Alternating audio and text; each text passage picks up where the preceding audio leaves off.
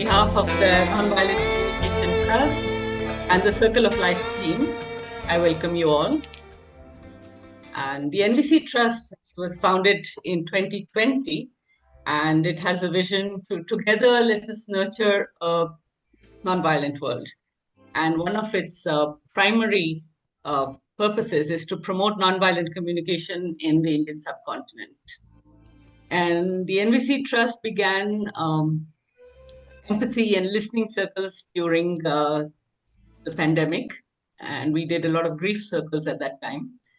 And now we have sort of opened it up and decided that we will talk on various topics and have an empathy circle with people joining in with all that pain that we are having around the world.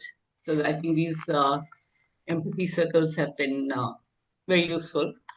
And we hold a monthly space for voices across the globe. And this month's gathering is very special. Our focus is to celebrate the International Day of Nonviolence, which is on Mahatma Gandhi's birthday, which is 2nd October. And Marshall Rosenberg, who's the founder of Nonviolent Communication, and his birthday is 6th October. So 4th October seemed the ideal time to have this event. And we want to honor their conviction to nonviolence and that this is the path. This is the path for harmony and progress. And as we all came in, we were hearing this music. And it was it's the Vaishnav Jan Toh, which is Mahatma Gandhi's favorite hymn, which has been set to a very folk tune. And this is a new version, which has been made by Arjun Sen. And he wanted to make that as an offering for this meeting of ours today. And it has been brought to us by Ashish Paliwal, known to us as Pali. And Pali, would you just raise your hand? And he has brought this for us, specially for our meeting today. So this meeting today is going to be recorded, and it's also being live streamed on Facebook. So if you don't want to be seen, maybe you can switch the camera off. And if you don't want to be identified, then maybe you can just change your name and rename yourself. From here, I now hand over to Ranjitha. She's going to moderate the discussion on nonviolence, a weapon of change. And Ranjitha is one of the first nonviolent communication trainers in India. And she has used NVC to bring change through empathic communication and also working on conflict resolution. She'll bring many years of experience to this event and living and sharing NVC and to actually moderate this event. So I'm handing over now to Ranjitha.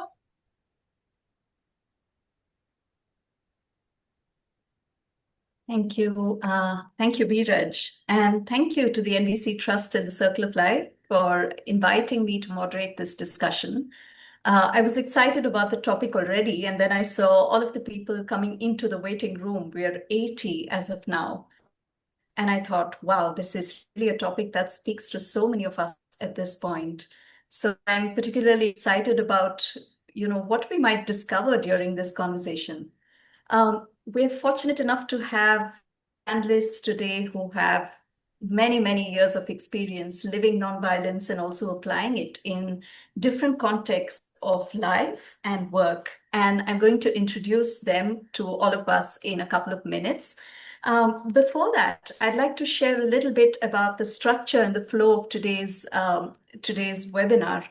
This is going to be more than a panel discussion. When we were planning this, we thought we'd like people to have a little bit of an experience and engage with the topic, not just listen to our speakers. So to facilitate that, we are going to be inviting you to join breakout rooms at 2 points during this conversation. I'll say more about that when we're closer to that. And in this breakout room, you'll get a chance to look at this topic and the relevance it has in its own life. So I hope you will accept our invitation to join the breakout rooms. And of course, some of you might not be able to join a breakout room because of bandwidth or because you're not in a space where you can.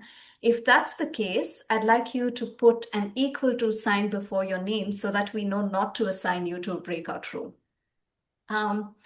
Yeah, and throughout this conversation for the next almost 2 hours, you'll also have a chance to ask questions of our panelists. If there's any question you'd like to ask, you're welcome to use the Q&A option at the bottom of your screen. So if you go to the bottom of your screen and you click on the 3 dots that say more, you'll say Q&A option. And you can click on that and send in any questions you have for our panelists, and we'll pass them on. I'll be asking those questions on your behalf. And if you see a question that resonates or a question that you're curious about and you'd like to know more about, you can give it a thumbs up and upvote so that we know where the interest is in the room. So that's about the flow. The rest is for us to discover together. And now I'd like to invite our panelists. Our first panelist is Father Christlin Rajendram. Many of us are familiar with him. He's an NVC trainer from Sri Lanka who's joining us today from Hong Kong, so it's close to midnight. Especially grateful you're here, Father Chris, given the time difference. Father Chris was teaching in the United States when he met Marshall Rosenberg, who created nonviolent communication. And he's described that as a turning point in his life and a new direction on his spiritual path. So after that, Father Chris returned to Sri Lanka and he ran a children's home called the Home for Peace for victims of the Civil War. And apart from this, to those of us who are learning and practicing nonviolent communication in Southeast Asia, Father Chris is a teacher, a mentor, and a guiding light. Thank you so much, Father Chris, for accepting our invitation to be here. Our next panelist is Mr. Gauhar Raza, affectionately known as Gauhar Sab. He is an Indian scientist, he's a poet, he's a social activist, he's a documentary filmmaker, and a progressive thinker. And his poetry and his films focus on the root causes of societal rifts and fears. And he talks about secularism and communal harmony. These are conversations we need today more than ever. Thank you, Gauhar Sab, for joining us. Thanks for inviting me. Next, I'd like to invite Karl Plesner, who's joining us today from Kiev in Ukraine. Karl is a nonviolent communication trainer who specializes in crisis intervention, negotiation, mediation, and reconciliation. And he does a lot of work facilitating healing sessions for combat soldiers, riot police, and others who are involved in violent conflict. Thank you, Karl, for coming. Thank you. Happy to be here. Our next guest is Ramasubramanian Oruganti, known as Ram. Ram has been supporting grassroots organizations to build strong rural economy based on self-reliance through his organization that's called Samanvaya. And in 2019, he co-founded the Ahimsa Center in Chennai. This is a platform for reflection and action towards assertive peace. And Ram sees nonviolence not just as a philosophy, but an ongoing practice. Thank you so much, Ram, for being here to share your experience with us. Thank you for having me. Nice. Happy to be here. Yeah. And last but not the least, we have Aya Caspi. Aya is an NVC trainer. She lives in California in the US. And her work supports people to move beyond right and wrong and reclaim togetherness in the midst of separation and polarization. I don't see all the other people on the screen, but I can totally imagine that there's a lot of nods and resonance to this idea of talking to each other during times of polarization. Welcome, Aya. A pleasure to be here. Thanks for inviting me. Yeah, thank you. Quick tech check. Pallavi, do we have Father Chris here in the room with us? We don't, Ranjitha. I think we're just getting onto that right now. I think Okay, he's yeah. dropped off. Yeah. So let's get the conversation started. And while we wait for Father Chris, I'd like to go to Aya. Aya, one of the videos of yours that I watched that stays with me a lot, it was titled How to Talk About the War in Gaza Without Recreating the War Within Us. And that spoke to me a lot because on one level, there is war, there is separation and polarization out there in the world, and it exists on the inside as well. So could you say more about that? What does it mean to talk about these societal happenings without recreating them inside of us? Uh, for this round, for all of you who are watching, for this round, I'm going to invite each of our panelists to share their perspective on a certain question related to their area of expertise, and each of them will have about 2 minutes to speak to this. Can we have the timer, Pallavi? Thank you. Yes, Yes, go ahead, I Aya. think it's, can you hear me? Yeah. I hear you. Yeah. I think I remember this quote from Gandhi who said something along the lines that divergence should never, or disagreement should never cause hostility. That there is a way that we can have divergence without losing trust. And so that has been one of my core passions of finding that path of how to connect across differences. And being introduced to nonviolent communication was a turning point in this search because it really gave me the consciousness and the language skills on how to talk, maybe like preparing me to this moment in time, this horrible war that really like maybe the darkest time on this that I experienced in my lifetime. And how do you talk about that without separating? So I think there is a way there to do it, and I've been making a lot of experiments in dialogue between Palestinians and Israelis, and creating this video where I was invited to a panel like this from the United Nations branch where I, close to where I live in California. And when they invited me to this panel, they invited me because I think of my Israeli identity and being a nonviolent communication trainer. And but 30 minutes into the panel, the room was about to explode. And the facilitators basically lost capacity to facilitate. And they asked me to intervene. And what I was doing is just using these skills from nonviolent communication, slowing down the conversation and starting to listening to the, Marsha would say, the pleas behind the positions that were expressed. Marsha was saying, the only thing people are saying there are two things that people are saying. It's either a please or a thank you. So that has been my training, to hear the pleas behind whatever people are saying, when they say it's a genocide, when they say it's, things like, we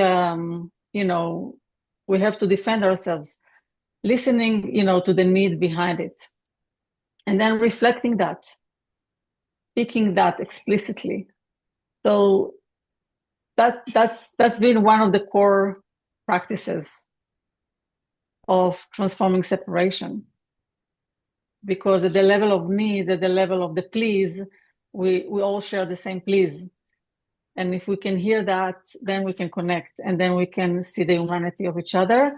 And when we see the humanity, it's going to be really hard for us to harm each other. It's only when we disconnect from the humanity that we can do inhuman things.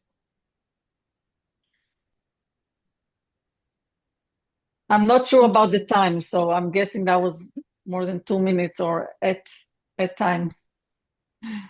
Yes, it was a little more than 2 minutes.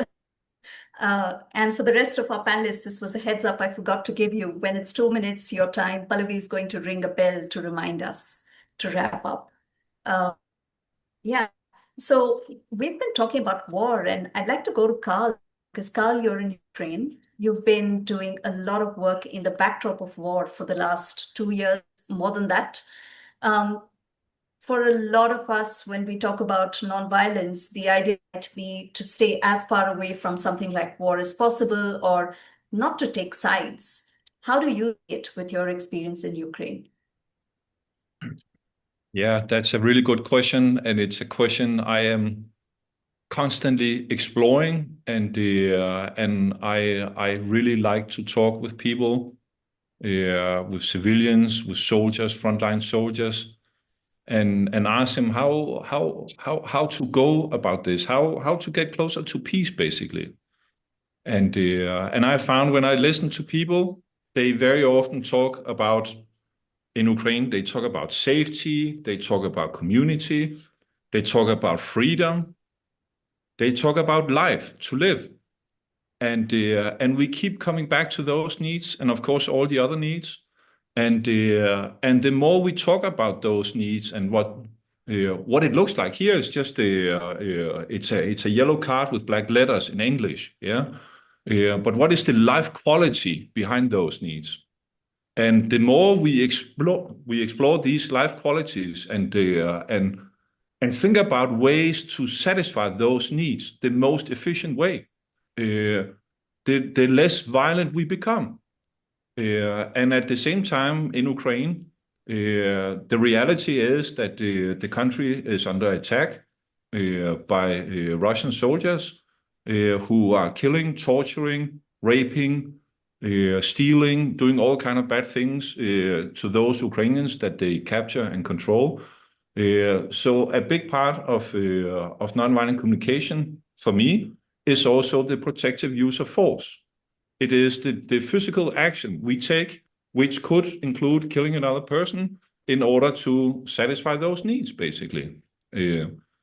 So it's an ongoing conversation that we are constantly exploring, how to heal and recover from the pain happening.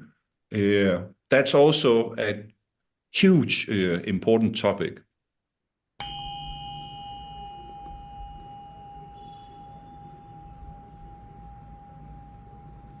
So that's it. Yeah. Ranjitha, you're muted, Ranjitha. Thank you. And sometimes we also need a bit of support, huh? So thank you, Carl and I. Both of you have spoken to how when we connect to our own needs and each other's needs, it's quite hard to, imagine also creating harm or harming other people. I think that takes me to Ram, because Ram, I think you've spoken about this, that all of us in India, we're sort of, and I won't say in India, I think naturally, I think I heard you use the words, we're naturally compassionate. We have a certain kind of compassion in our hearts towards our fellow beings and a willingness to live together to their space. And that anything that causes hatred has to be done with a great deal of expense and effort. Can you say a little more about your life experiences that have led you to this conclusion?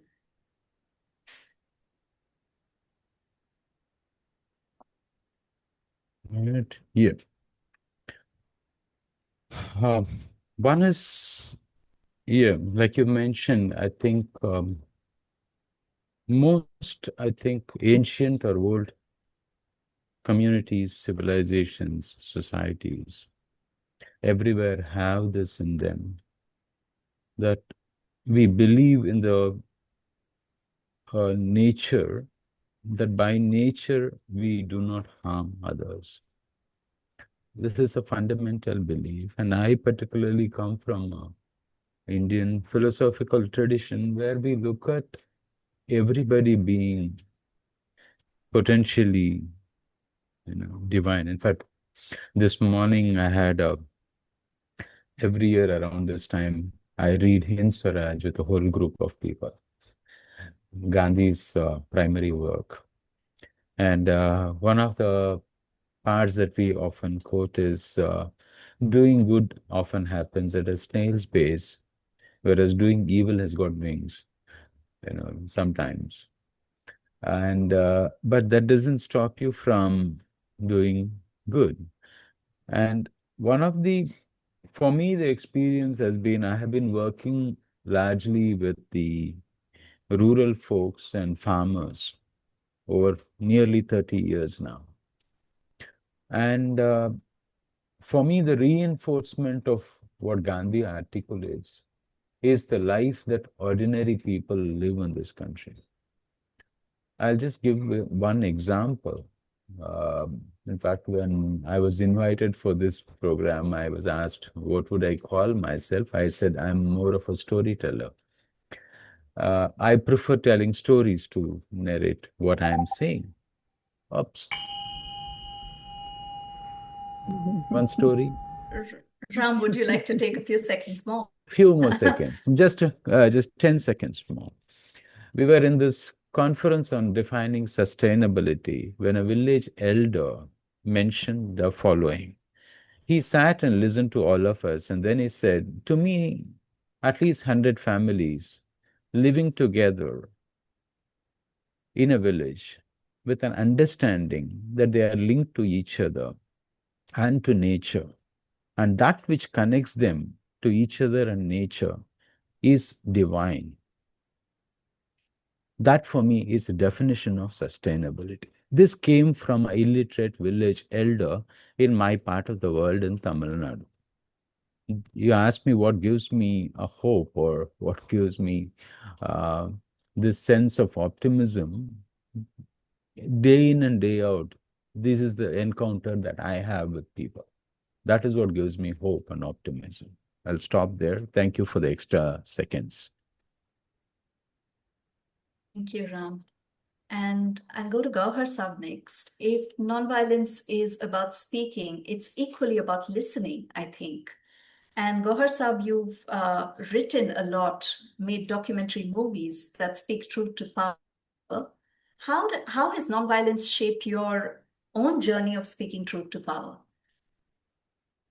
When I was growing up in a university town of Aligarh, then I was exposed to probably science as well as literature continually. And these were best of the minds that came to university, and we had opportunity to listen to them. Both the writers and story writers, poets, musicians, and scientists. And at home also, the atmosphere was such that one was exposed to both literature and science. Later on, I was part of a major national movement, which is called People's Science Movement. And there I gained experience of communicating science to the public. And over a period of time, there were certain questions that were bugging me a lot, and therefore I had to write about them. One of the things that I was very clear about was science is non-violent. Though after Second World War, there was whole debate that science is inherently violent. In my opinion, it is not, because science today tells you that you are related to all living beings, that there is a thread and relationship between all living beings. And therefore, science has to be non-violent. Same is the case with literature. All violent literature is thrown in the dustbin of the history. It is only the non-violent literature communicated over centuries through generations that survive. So both of them told me that one has to take a path of non-violence.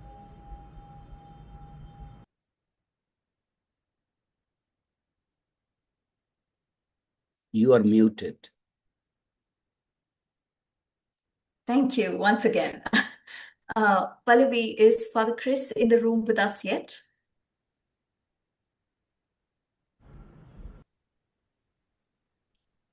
No, he's not in the room. Okay. So I want to remind our participants that if you have any questions you'd like to ask our panelists, you could put it into the chat, or you could use the Q&A option at the bottom of your screen to send it in, and I'll ask your questions for you. We'll continue the conversation now, and hopefully Father Chris will be able to join us soon. I want to talk about another aspect of nonviolence, which is, when I was growing up, I read about nonviolence only in the context of Gandhiji's movement. So for me, it was very easy to draw the conclusion that nonviolence is out there. It lives in protests. It lives in certain ways in which we resist. It was only after learning nonviolent communication that I started understanding that nonviolence begins here before it goes out there. And I'd love to hear from you, Aya. How do you see this?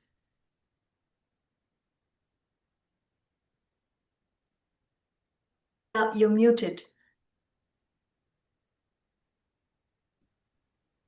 There is this famous quote from Gandhi, be the change you want to see in the world. So that means that peace starts from within, from the way we integrate nonviolence into the internal cosmos. And I think Marshall Rosenberg said that, and that's something that I've seen in my work too, that we are all taught to really be violent with ourselves, to hate ourselves. And so it's quite a challenge to take that on, to want to contribute to peace while internally I'm separated from myself and judging myself all day long. So I would say that for me, yes, like maybe 90% of this work is trying to integrate this consciousness internally and learn how to think in a way that is peaceful. And nonviolent communication really supported me in that. And I also think it's a lifetime journey to fully integrate it. And I also want to say that I don't see that as the only thing. That Marshall has this very famous quote also about if we just support people in feeling happy and calm and nonviolent within themselves while not using the power to change the world, to change the systems we live in, we are basically using nonviolent communication or nonviolence as a narcotic.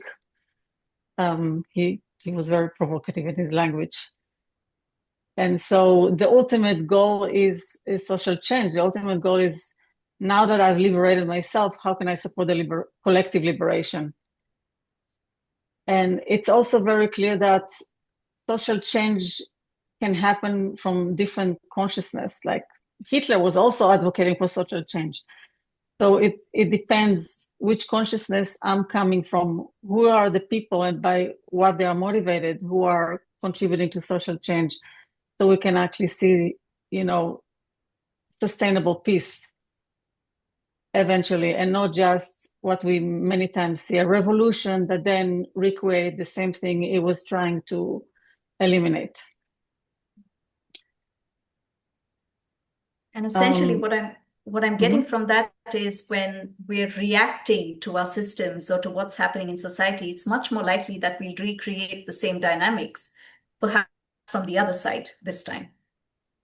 Yes, and I also want to acknowledge the challenge of trying to contribute to change while also having all of these integrated inside of us, all these structures of power and disconnection. And it's just bringing compassion to how hard it is. Yeah. And it's not always easy. And Ram, you're someone who's had experience of doing a lot of social change work at the grassroots. And you've also talked about nonviolence as a lived practice. How does one bring this practice into our efforts to create some kind of change in society?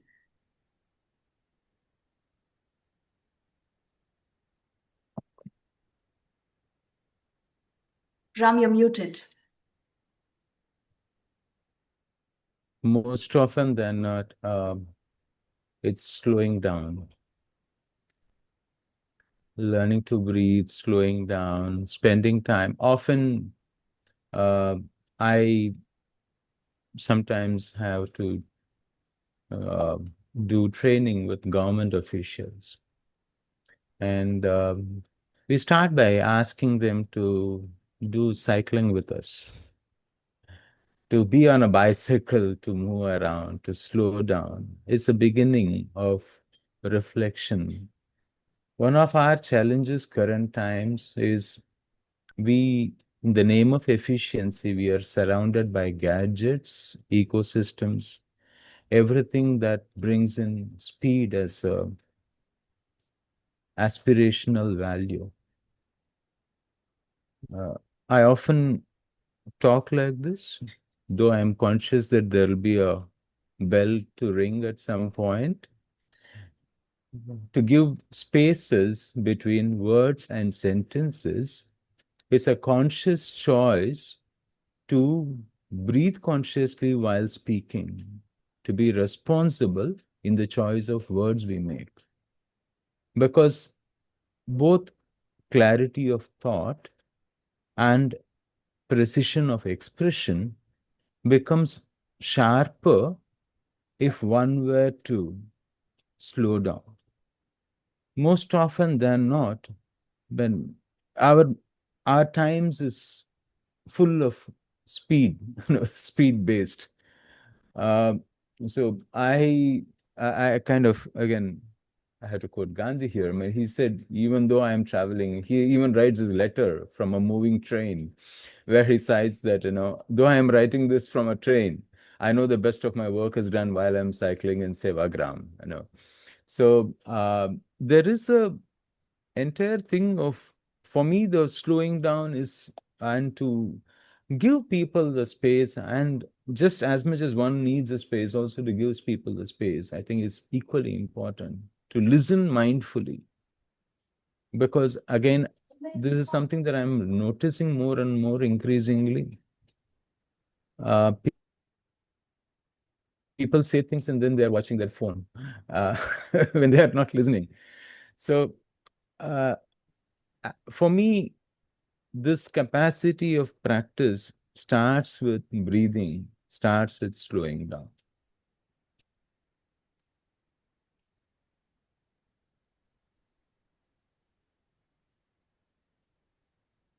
Thank you, Ram, for inviting us in awareness to slow down, to breathe, to be more conscious about how we're engaging with the world within us and outside of us. I want to take this to Carl now, because I think the slowing down and talking to each other is something that's a huge part of work in Ukraine. What is the importance of these kind of conversations through mediation or other restorative conversations that you have in a place that sees a lot of violence like Ukraine is seeing right now? Oh, yeah.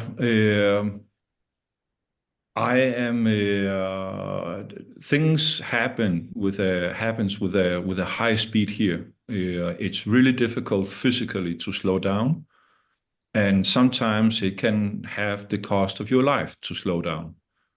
And at the same time, in my efforts to, in particular, support civil society close to the front lines, to recover, to develop resilience, to thrive, to cooperate, to protect their communities.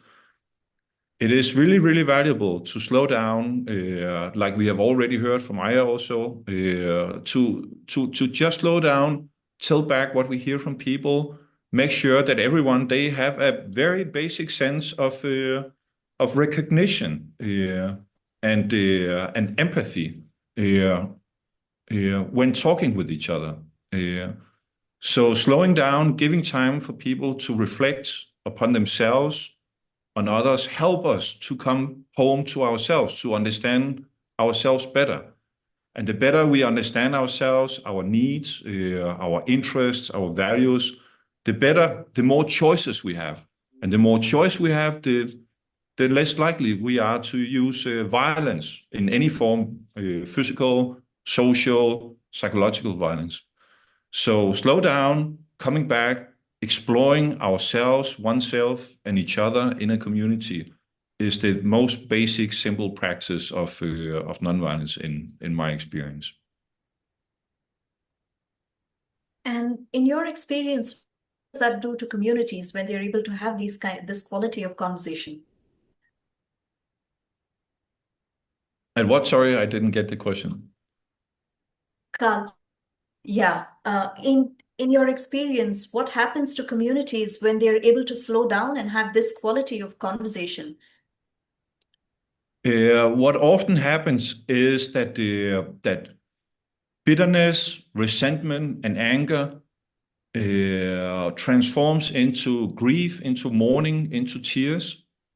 Bitterness, anger, aggression are not bitterness, anger, resentment often comes from this thought, I suffer because someone did something. Yeah. And when we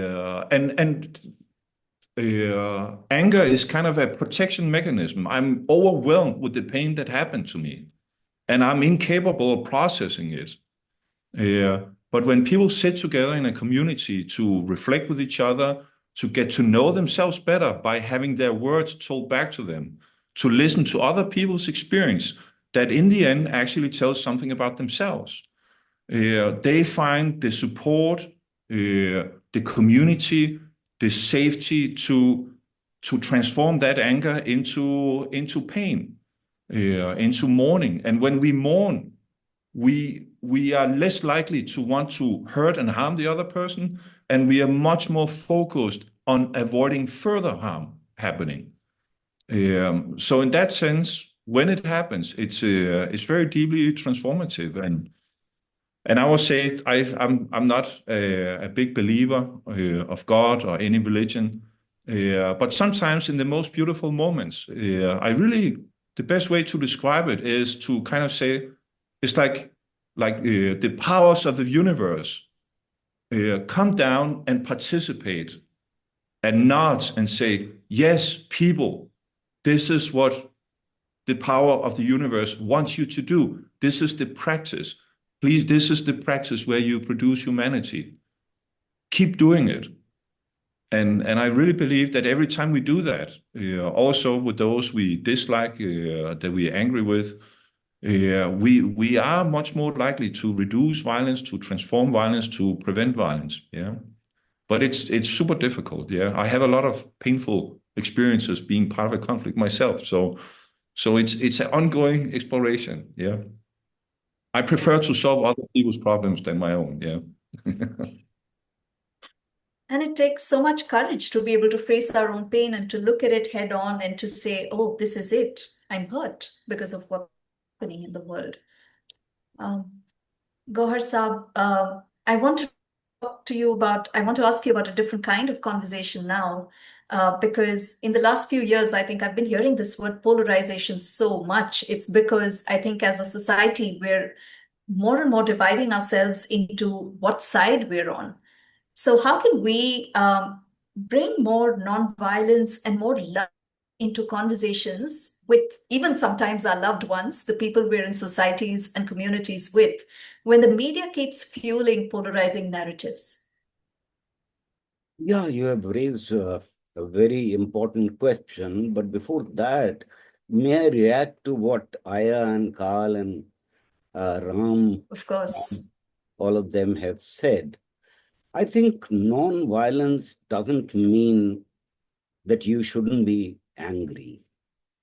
Non-violence doesn't mean that you shouldn't be disturbed about certain things. Non-violence doesn't mean that you should not be resisting things that are happening in society.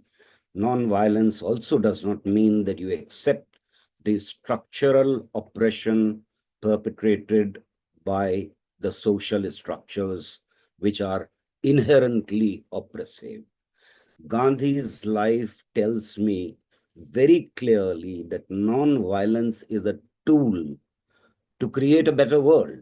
And once you want to create a better world, then definitely you have to be against certain things which are there, which exist around you. So non-violence takes a lot of courage. It is not just being peaceful and slow at times and ponder upon things. Yes, those are essential elements. But in certain cases, as Carl pointed out, that it can cost you life just slowing down. And in that situation, slowing down is not non-violence. In that situation, you have to think fast and you have to save life probably. So non-violence of the kind that is talked about a lot these days, which is very close to spiritualism, is probably only the rich can afford that kind of non-violence in various societies, not the poor, not the downtrodden. And we have to think about structural problems in the world and in our own countries and in our localities and also at our home. Having said that, if we come back to the question that you have asked is that in these times, both in India and across the world, imperialism is hunting and searching for newer demons, those communities, those nations, those countries which can be demonized after the Cold War has ended.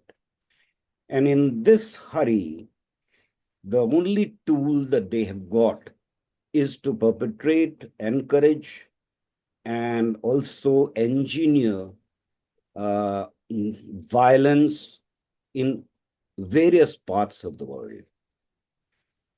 And we see today through media that this is being done very effectively. After the World War II, whatever we had promised as humanity to ourselves has probably become a shackle in distribution of market in the world. The way imperialism today wants to distribute the work and wants to have a free hand to distribute the market and capture market. And therefore, they today want to trample upon all those promises that were made after Second World War, including what we wrote at Hiroshima, never again. We see it happening today, right now in Palestine. Coming back to India and Indian situation, international forces and in India, there have been streams, and in every civilization which Ram talked about, there have always been two streams. One, a very, very violent stream of consciousness, and this point I also raised. And there is always another stream which is a votary of love, brotherhood, peace, and anti-war. And I think science and literature both are product of, I'm talking about the good literature. I already said that the violent literature produced goes to dustbin anyway. So both of them teach us that let's dream of a better world. Science can be done only and only if the society is peaceful, if the humanity is allowed to explore the universe, the social structure. And same is the case with poetry.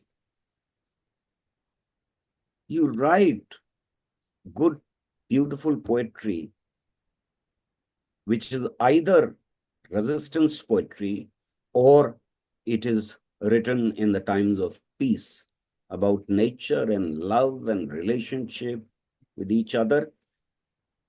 I have read, and this claim is not based on any research, but I think that after Second World War, the literature that has been written against violence is almost comparable to what has been written on love. Love has been always at the center of literature and poetry throughout this history of civilization. But after Second War, the number of books, the number of films, the number of songs, the number of articles and poems that have been written against war is just phenomenal. And that also has affected human consciousness a lot. When you read a poem like, may I use one of the examples from Urdu language and roughly translate it? Tank आगे बढ़े के पीछे हटें, Coke धरती की बांझ होती है, फतेह का जश्न हो के हार का सोग, जिंदगी मैयतों पे रोती है. Roughly translated, this poem says, whether tanks advance or retreat, womb of the earth is left barren.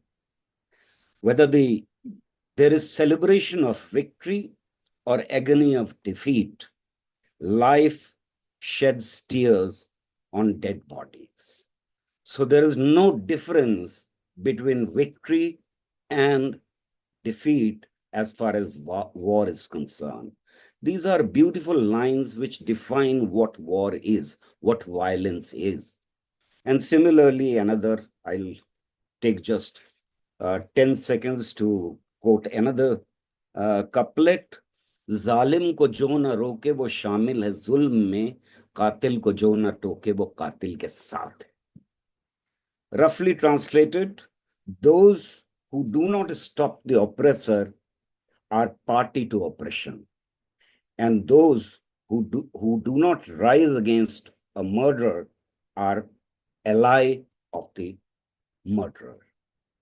So there is nothing like unbiased human being. Unbiased human being can only be an idiot. Otherwise, all of us are biased against. Sitting here, we are biased against violence, but there are people who are biased against peace.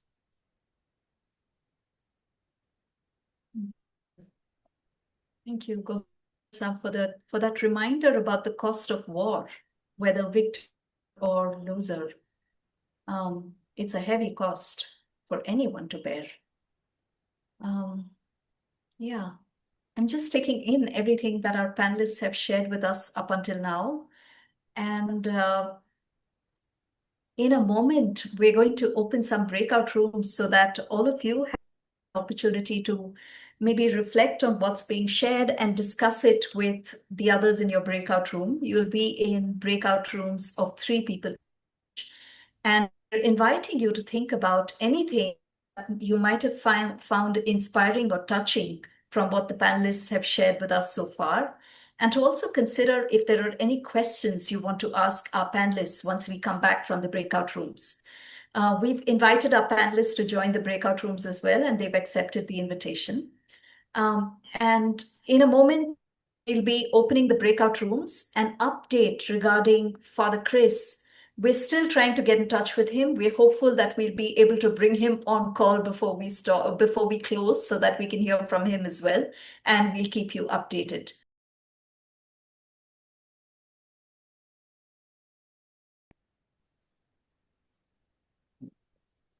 Thank you. I'm hoping, I'm guessing some of you had an adventure with the breakout rooms, and I'm hoping that the experience was meaningful, sharing with your partner. I'd like to invite you now to put in the chat was there anything that our panelists said before you went into the breakout rooms that you found insightful or inspirational? What stood with you? What stayed with you? If you'd like to share it with us briefly in the chat, we'd welcome that.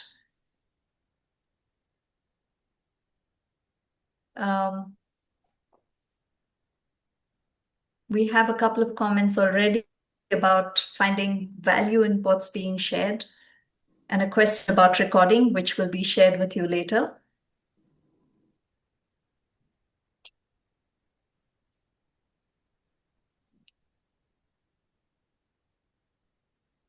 So we'll take a minute now. We'll take a couple of moments now to receive your responses about that breakout room experience before we go into the Q&A part of this session.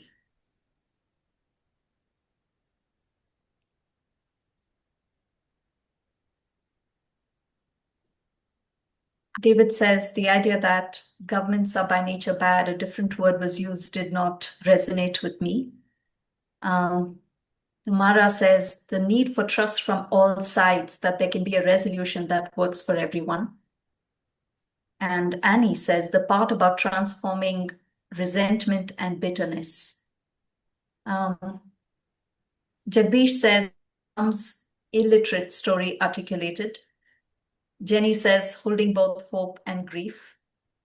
Pranav says that nonviolence may not look like calm. Karishma says it was Gauhar sir's 2 Urdu quotes with their translation. Kara says the importance of constant self-check-in and building trust. And Ab says, for us, it was the idea that violence is not the absence of conflict. Nature inherently is full of conflict, and non-violence is the art of communicating our needs and disarming our opponents without escalating conflict. Vinita says, I was very inspired by what non-violence means. Bitka, if I'm saying your name accurately, the question about how to react without recreating the harm. Prasanna says that silence in a conflict is a passive support to perpetrators. Luna says, slowing down, and when Carl mentioned, when thinking about others' needs, there is the opportunity to try and figure out how to take care of those needs, leads to not wanting to do harm. Kush says the revision that NVC is a consciousness. Brigitte, I hope I'm saying that correctly, says sometimes I would like to propose more life-oriented possibilities. Nevertheless, the power from leaders is sometimes heartless and against lives and humans as nature. I see it a lot in many enterprises. And there are more comments that are coming in. Thank you for sharing your experience with us. We're moving now to the Q&A part of this panel discussion. Like I said before, if you have any questions for our panelists, we'll ask them for you. Please put them into the Q&A using the Q&A option. At the bottom of your screen, you'll see this option.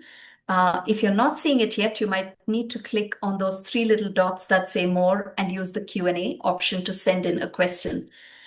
When you're sending in a question, please mention who it's a question for. And if you see a question that you're curious about and you'd like to hear the answer for, you can use the thumbs up or the upvote option to ask, to indicate that. I'd like to start with maybe a couple of questions that we had already. Yeah. Is Aya here? Is Aya from the room? Yes, I'm here. Yes, Aya. So there's a question for you, and it's Pam. Pam asks, I'm thinking of what Gauhar Raza just said about people having bias, people being biased, and I'm curious what Aya might say, given that I've also heard Aya speak of our true innocence. Yes. So, the assumption of nonviolent communication that I really resonate with, and I also call it the assumption of innocence, is that everything human beings are saying or doing is an attempt to meet one or more of our universal human needs, no different than anyone else's. And and we make a distinction in nonviolent communication between that assumption and also the ways by which people are trying to meet their needs, which we call strategies, which can be really tragic and, in Marshall's words, suicidal, because we choose strategies to meet needs that are based on our upbringing, which include our bias, right? And these strategies many times not even like meet our own needs, but also come at great cost to other people's needs. So I think that's something beautiful that the NVC has helped me do, is separate between assuming innocence, meaning recognizing that the core motivation is to contribute to life, to serve needs, but then not necessarily agree with the strategy. And if it's a strategy that comes at cost to life, my own life or other people's life, yes, I want to stop it. Using what Carl was mentioning, the protective use of force. So I think the bias for me comes in all these like strategies part. Marshall used this term, the social crap. The ways we're being educated to think about each other and about life and about ourselves. And that's that I can see that and I can recognize that without disconnecting from the innocence, from the Marshall called the divine energy, from the humanity of the other person.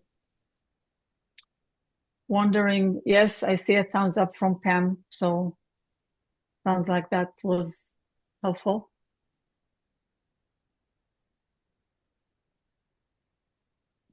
You're on mute. You are muted, Ranj. Thank you. This is a little bit like the theme song of our panel. You're on mute, you're on mute. We have two related questions. For the first one, I'll go to Gauhar Sab, and after that, I'll go to Ram for the second one. Gauhar Sab, the question for you is about responsibility. Where does my responsibility to stand up against injustice start and end? And how do I not get overwhelmed by everything that's happening in the world around me to stand up against injustice? That's the question.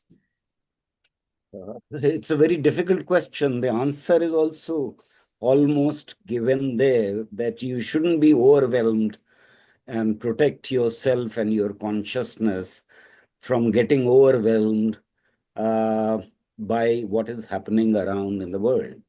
Analyze it properly, and that will probably lead all of us, not only individually you, to solutions of the problem, to recognize injustice, and also to raise your voice.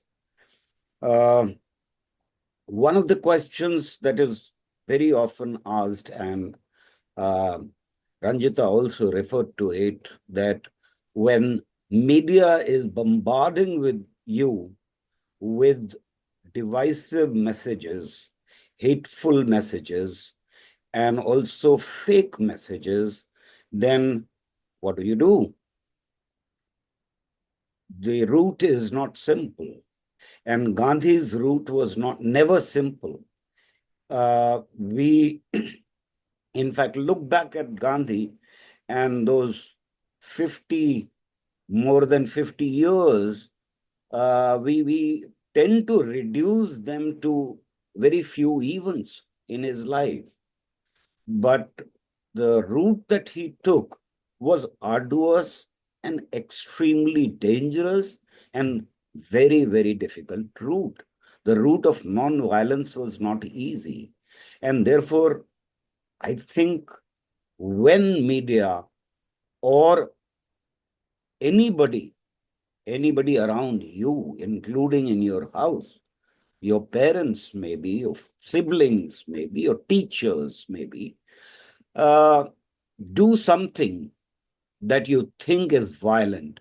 And I'm not talking only about physical violence. I'm talking about all kinds of violence, which could be verbal violence. Then always react. Take a moral position, and that could be your tool. That could be a major tool for you. And it will be very, very difficult for any oppressor to deal with non-violent resistance, which we have seen in India very recently, that during anti-CA movement and anti-farmers laws movement, they were completely non-violent.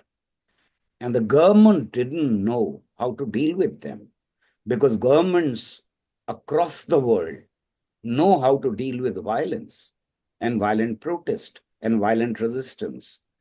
But most governments just do not know how to deal with non-violent resistance. So I think that the moral compass has to be strong in this very difficult hour of the century which we are passing through.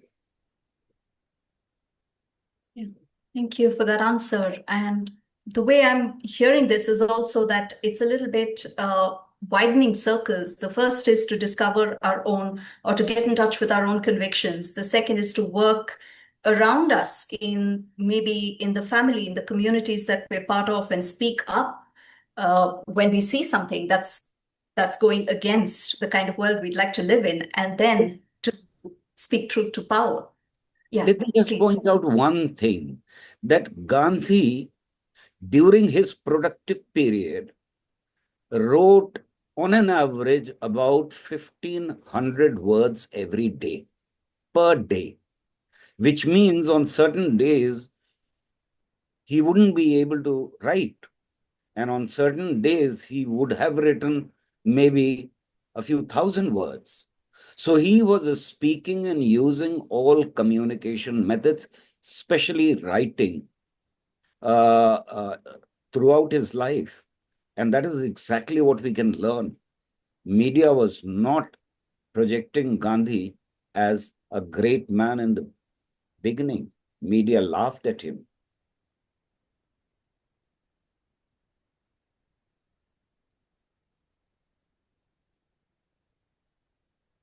So it's also about staying the course, standing firm with our convictions.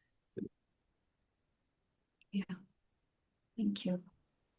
Ram, there was a question in the chat about, Madhukar is asking, a huge number of people protesting leads to riots, and how can one bring non-violence or non-violent communication to that? This is, for example, the Dandi March in 1931. I thought Gauhar Saab partly answered that question when he mentioned about how it is not easy to be non-violent. It's a very difficult one to be non-violent, to be assertive. In fact, we use often in our circles here, we use the term assertive peace. We say, if violence can assert itself, peace has to be far more powerful and assertive itself. And that's not going to be easy. It takes convictions from within for people to assert themselves.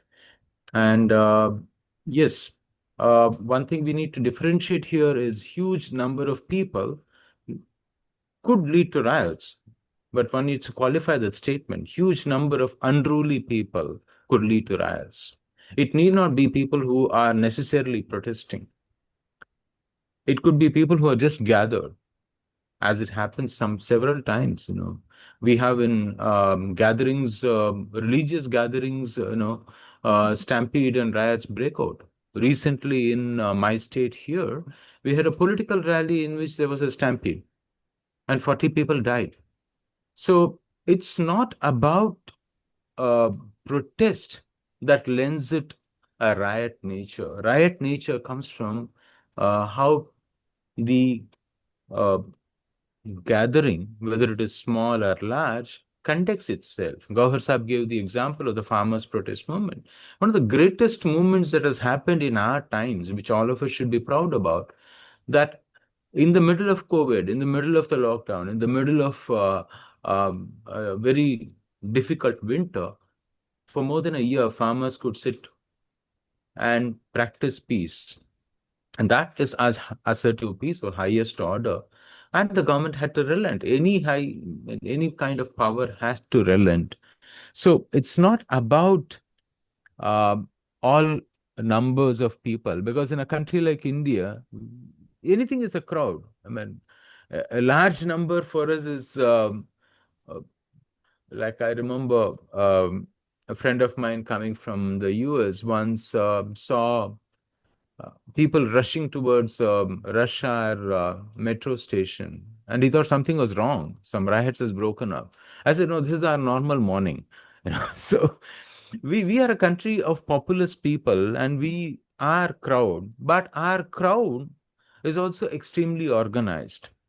I often give the example of this large Jagannath kind of huge thing that people get pulled. I mean, if people don't get together to pull the Jagannath on that given day, right? It gets even the God has to stop. But there is an order that people accept. There is an order and there is a cooperation that people accept. Anonymously, people come together to create a festival. But there is an order that comes from being part of accepting certain social norms, accepting coexistence that comes to people. So unruly mob gathers for all kinds of reasons. That is what causes riot. Or sometimes we do not know how to respond to any kind of oppression that is inflicted on people. That also is another reason why riots break down. So it need not necessarily be that somebody is written Sonam Wangchuk here. I think at this moment we need to talk about what has happened, because here again we notice that something transpired, which is there has been a peaceful protest that's been going on for so long. Just a moment of violence, which we do not even know what created it.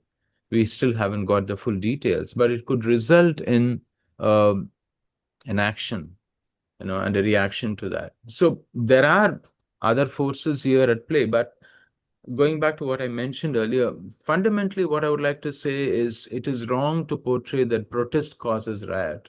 I think that is doing injustice to several protest movements that has happened across India. Many of them failed, but many of them have succeeded. But the thing is, peaceful protest, I think, is something that we have done time and again in this country and several people all over the world.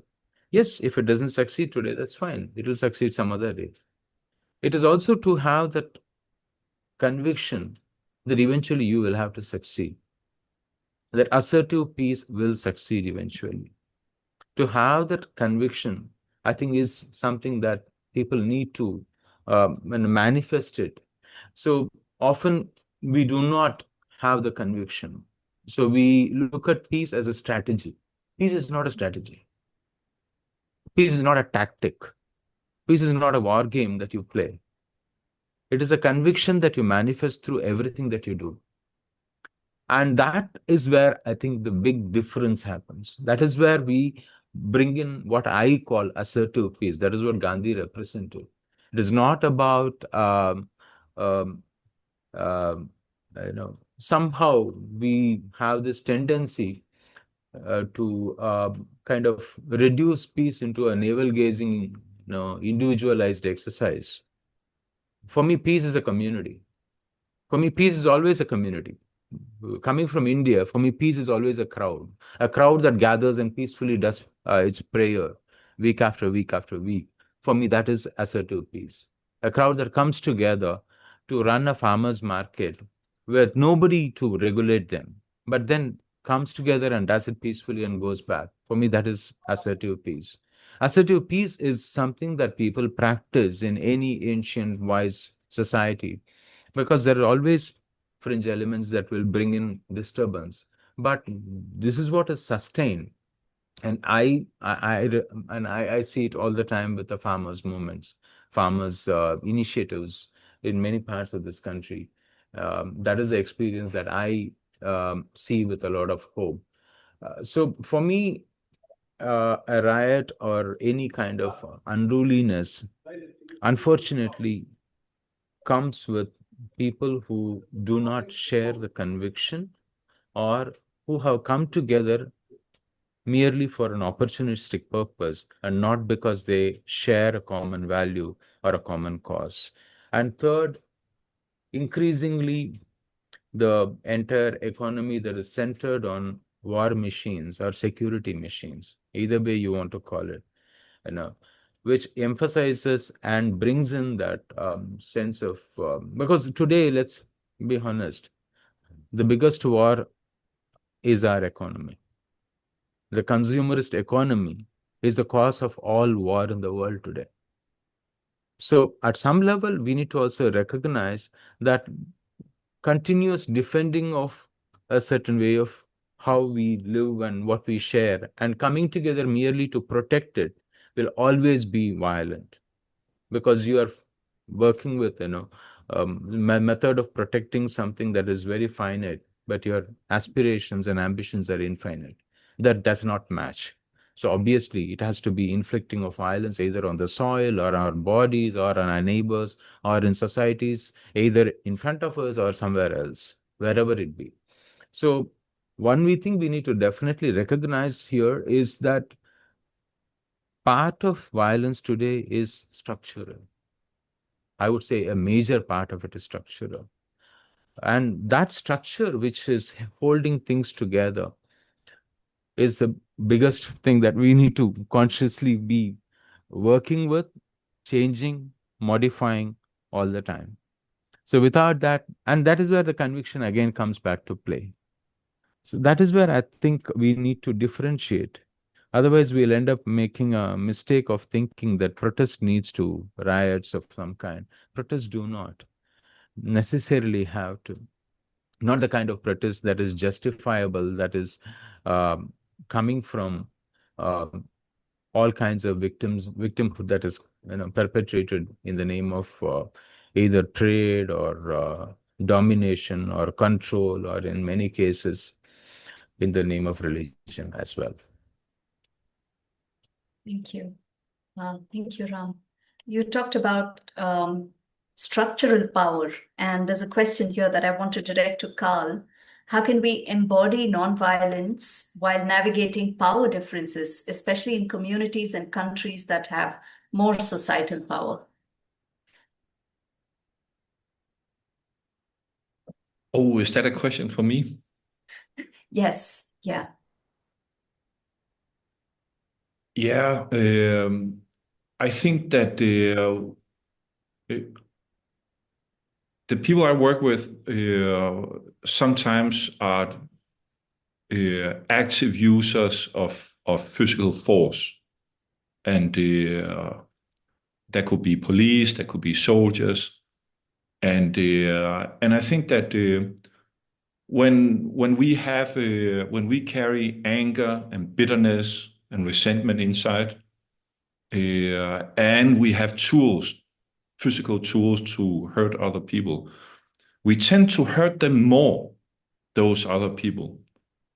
We tend to find some sense of, or those people that carry anger and bitterness tend to find some relief, some emotional relief momentarily for a short time by releasing their frustrations, their resentment, their bitterness, their anger on another person. They see some satisfaction from the suffering of that other person. And the thing is, those who are receivers of physical force that are painful to them, they can smell, they notice if that use of force comes from a place of revenge, or if it comes from a place of grief and mourning that there were no other options available.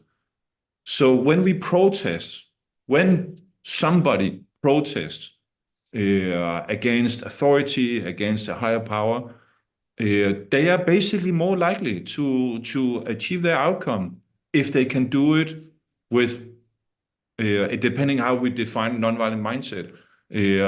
But the less violent, the less we seek revenge in our actions, the more likely we are to achieve our outcome.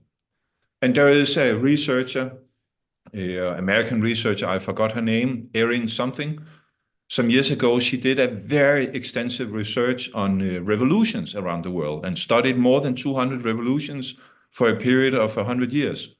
And she found that nonviolent revolutions were twice as likely to produce democracy as a violent revolution.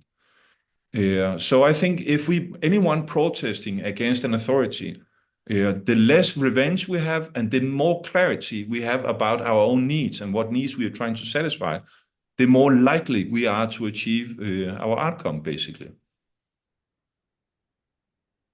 Did you like that answer to the question?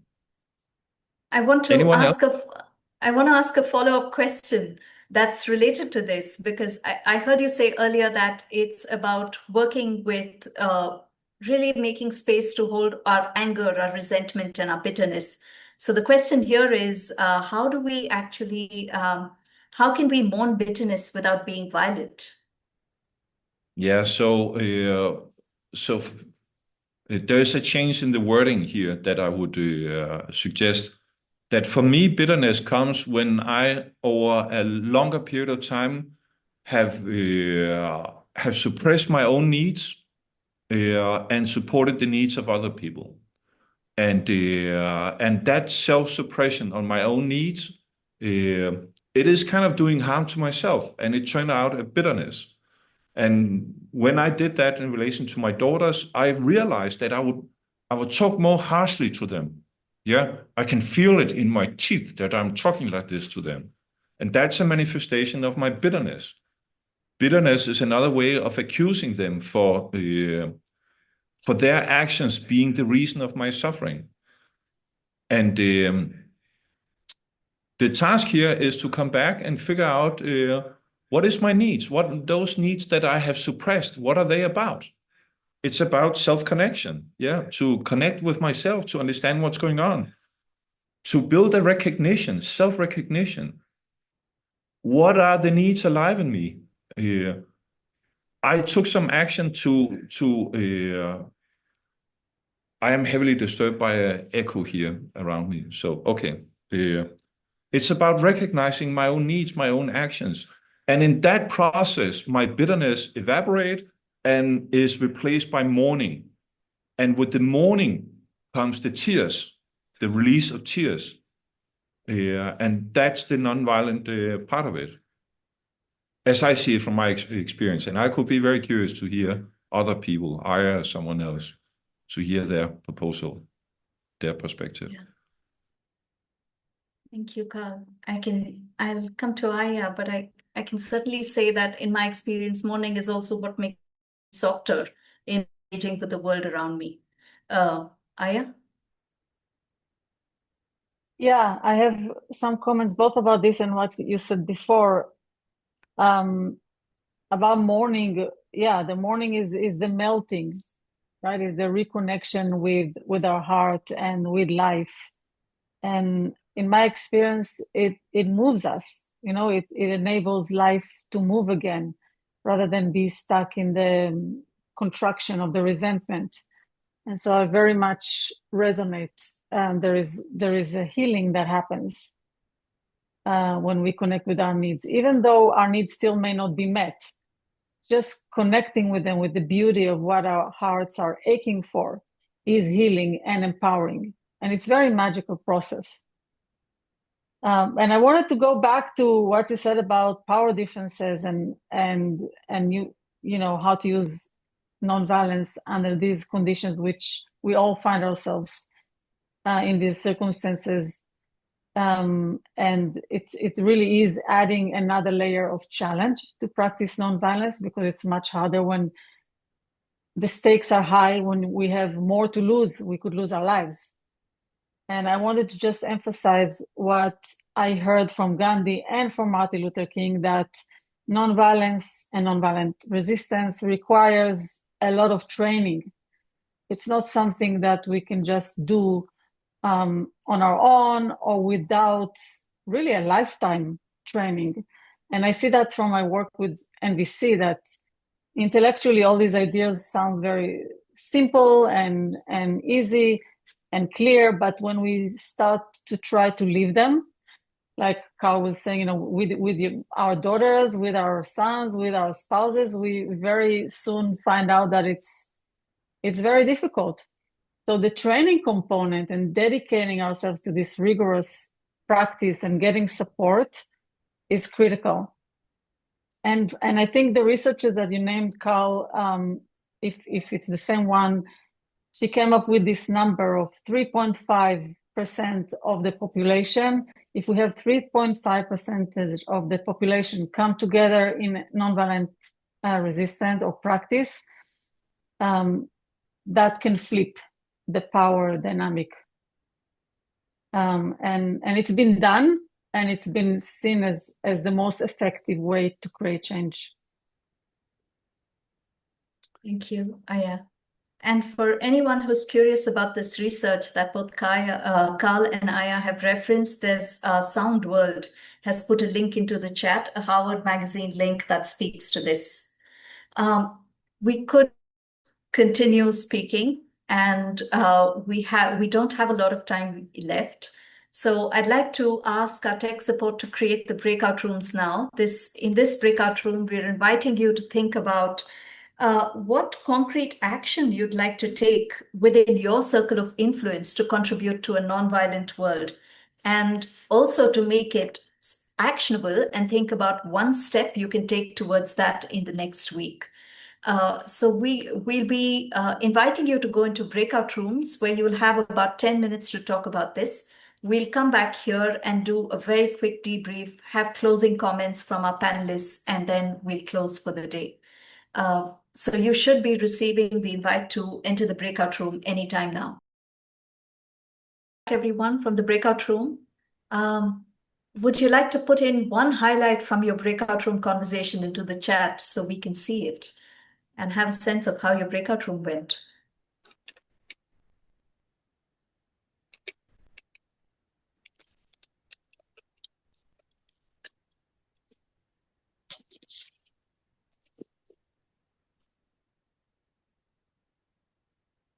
Kara says connection.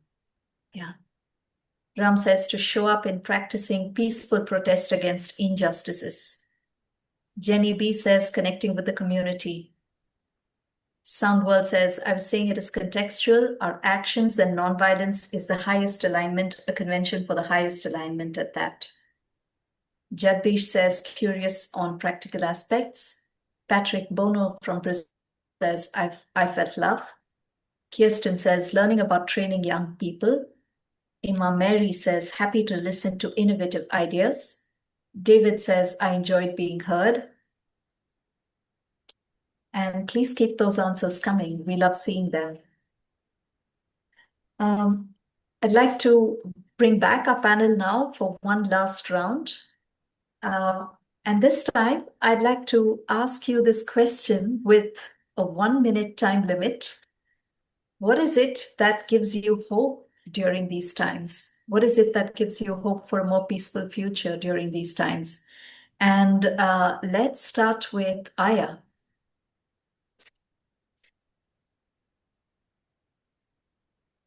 Aya, are you here? Can you hear me? Yeah. Yes, I'm here. And Pallavi, could we have the timer for each of our panelists, please? Go ahead, Aya. I think it's very clear that all over the world, people are longing for peace.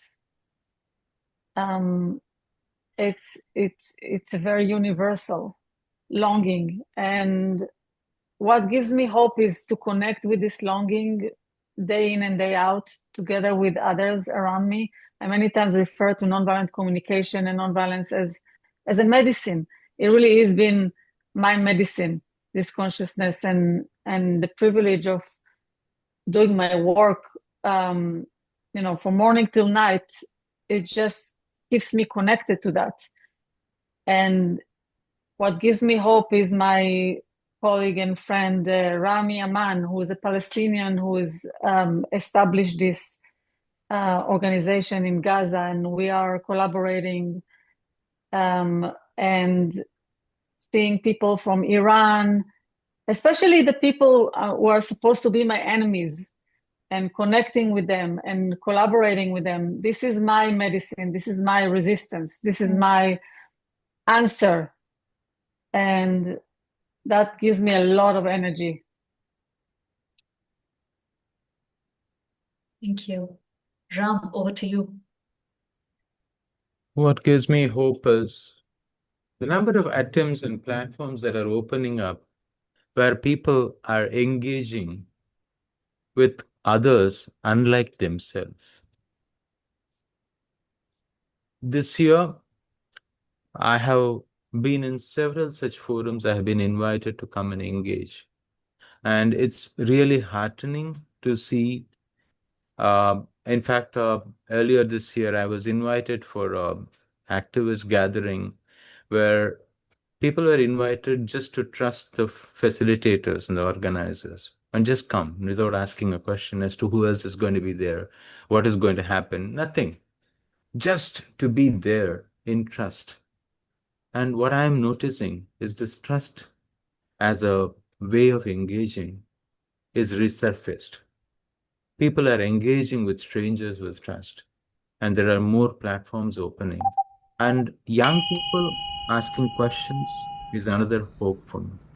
A lot of young people asking very difficult questions and willing to confront them. That is hope for me.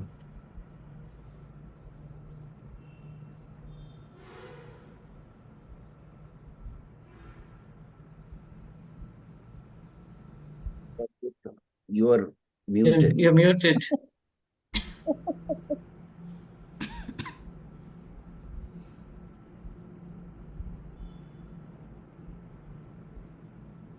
Ranjitha, you're muted. Yeah, you were muted. Yeah. Okay. There's the theme song again. Carl, what gives you?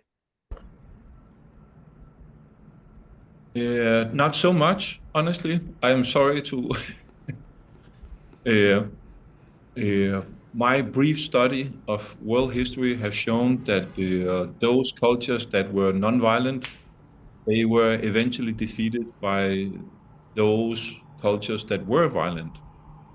And I mean, it's everything we do here. It's all about love. Yeah, it's really the only thing that matters. And at the same time, I think violence is part of our living. It's a we are born to act with aggression that becomes violent, and we are getting more and more people on this planet. There are more people alive today than that have ever died. So I think we are in really, really challenging times. What gives me hope is that we come together and talk like we do here now. Those conversations, at the end of the day, this is what will support us. This is what gives me hope to participate in talks like this. Thank you. Thank you, Carl. And Gauhar Saab. The history tells me that non-violence has always won over violence. Because if that was not the case, we wouldn't have existed on planet Earth. We are there as human beings, as human race, because human beings abhor violence. There are interests which engineer structural violence, as Ram said. But a lot of hope not only comes from history, but present also. Look at the protests that are taking place all over the world, and very few imperialist powers are left completely isolated, those who are in favor of violence that is happening in Gaza. People on the one side and these a few countries on the other side. That gives me a lot of. Thank you.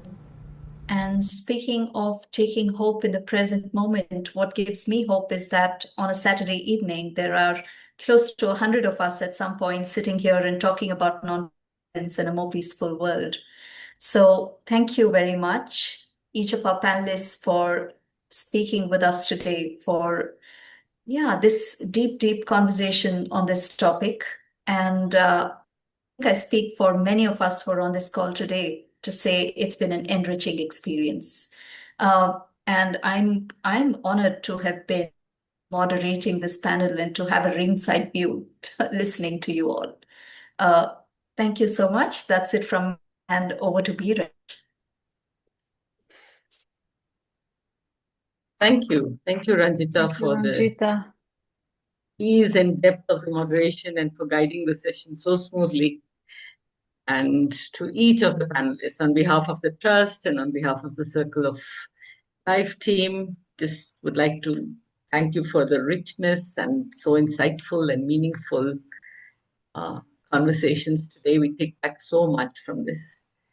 Really inspiring and also heartening to hear that there is as Gauhar said, nonviolence can continue to be used as a weapon of change. That in today's world, even though there are so many signs that it's not working, but I think it shall prevail. That's our hope. So before we end, I just have a couple of announcements. Just to know about our activities at the Trust and also the Circle of Life, we have the empathy circles every month. And to know more about it, we can find out from the address that is shared in the website, the Nonviolent Communication Trust website. And the next event of the NVC Trust is the Mutual Education Learning Laboratory, a 5-day event in Panchgani that will explore the scope of reimagining education, connection before correction. And the registration details are also there in the chat. And our next empathy circle will be on the 15th of November, 2025, which also happens to be Palestine Day. And the theme will be engaging in civil disobedience in this day and age. So I hope many of you will join us. And thank you all for participating, for all your questions, and for all the insights and the richness that you have brought this evening. We all leave with some hope. Thank you so much for this evening. Thanks a lot. Thank you. Bye. Bye. Thank you. Thank you very much. Thank you.